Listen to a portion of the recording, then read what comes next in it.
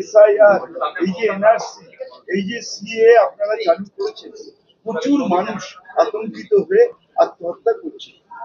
আমরা প্রথমে এই পয়েন্টটা তুলি। আজকেও আগরপাড়ায় 57 বছরের একজন বয়সী মানুষ প্রদীপ কর আজকে আত্মহত্যা করেছে। তিনি তার ডায়েরিতে কি লিখে গেছেন? এনআরসি আমার মৃত্যুর জন্য দায়ী। আমরা বলেছি এর দায় ইলেকশন কমিশনকে নিতে হবে, এর দায় ইলেকশন কমিশনকে নিতে হবে। কয়েকদিন আগে কলকাতায় 114 নম্বর ওয়ার্ডে দিলীপ কুমার শাহ তিনি আত্মহত্যা করেছেন এই এনআরসির ভয়ে। এই দায়গুলো ইলেকশন কমিশনকে নিতে হবে। আমরা ইলেকশন কমিশনকে আজকে প্রশ্ন করেছিলাম, তারা কোনো সদুত্তর দিতে পারেনি।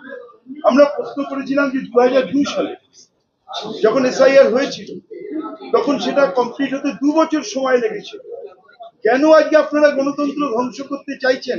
মাত্র 2 মাস 2.5 মাসের মধ্যে পুরো বাংলার আজকে 8 কোটি 8.5 কোটি মানুষের ভোটাধিকার আপনারা কেড়ে নিতে চাইছেন। কোন রাজনৈতিক দলের কথায়, কাদের ইঙ্গিতে, কাদের খুশি করার জন্য ইলেকশন কমিশন এই কাজ করছেন?